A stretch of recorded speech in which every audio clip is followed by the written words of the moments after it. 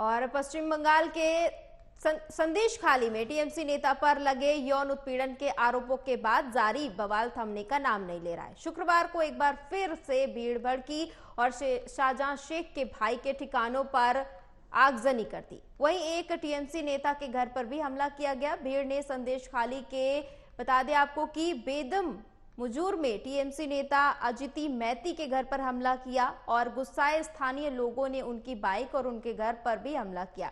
आरोप है कि अजीत मैती अवैध जमीन हड़पने में शामिल था और शाहजहां शेख के साथ मिला हुआ था। हमले की सूचना मिलने के बाद एडीजी दक्षिण बंगाल और 12/7 रेंज के डीआईजी समेत पुलिस मौके पर पहुंची और लोगों को शांत कराया।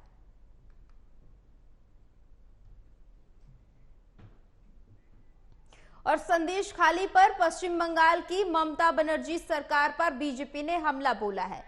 बीजेपी नेता सुधांशु त्रिवेदी ने टीएमसी की सरकार पर हमला करते हुए कहा कि पश्चिम बंगाल में पावन बंग भूमि इस समय प्रताड़ित, दुखी और अत्याचार से टूटी हुई है और छलनी हो गई है। बता दें आपको, ग्रामीणों ने टीएमसी नेता के घर पर हमला किया है। शेख शाहजहां के भाई के संपत्ति को आग लगा दी गई है ग्रामीणों की ओर से। शाहजहां शेख पूरे मामले का मुख्य आरोपी है जो फरार चल रहा है, लेकिन गुस्साए ग्रामीणों की ओर से इस पूरे मामले को लेकर लगातार गुस्सा देखा जा रहा है, जिसको लेकर आगजनी की घटना सामने आ रही है। यानी कि एक बार फिर से संदेशखाली में हिंसा भड़कने की घटना सामने आई है।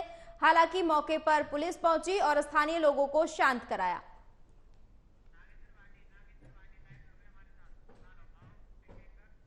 खबर पर ज्यादा जानकारी के लिए संवाददाता नागेंद्र भाटी जुड़ चुके हैं। नागेंद्र, संदेशखाली की जो स्थिति है, अभी मुख्य आरोपी फरार चल रहा है, तो ऐसे में ये बहुत ज्यादा सवाल पैदा करता है जो राज्य सरकार है उसके लिए। शाहजहां शेख की यदि बात करें नेहा, तो वो कोई मामूली आदमी नहीं है। वो टीएमसी की सरकार में मंत्री है और उस पर पहले भी भ्रष्टाचार सहित ईडी के अधिकारियों पर हमला करने के आरोप लगते रहे हैं।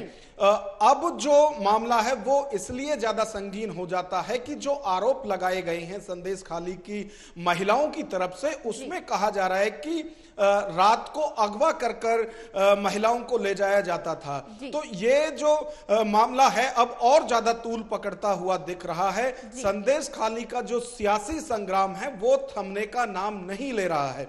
आज भी जिस तरह से सुबह वहां जो शाहजहां शेख है उसके भाई के ऑफिस में आगजनी की गई है स्थानीय महिलाओं के द्वारा, और जो बीजेपी का महिला मोर्चे के जो नेता वहां जा रहे थे उनको भी आज रोका गया है कलकत्ता में ही। और उसके बाद जो महिला कार्यकर्ता हैं बीजेपी की, वो राज्यपाल के पास गई हैं और उन्होंने कंप्लेंट किया है कि जिस तरह से लगातार जो बंगाल पुलिस है वो शाहजहां शेख जो है उसकी गिरफ्तारी नहीं कर पाई है, और क्योंकि वो ना सिर्फ टीएमसी के कार्यकर्ता हैं बल्कि मंत्री भी हैं, क्षेत्रीय विधायक भी हैं, तो इसको लेकर अब बीजेपी की तरफ से मांग की गई है राज्यपाल से कि जिस तरह से लॉ एंड ऑर्डर वहां स्थिति खराब है उसको देखते हुए बंगाल में राष्ट्रपति शासन लगाना चाहिए। तो बीजेपी की तरफ से राष्ट्रपति शासन की मांग की गई है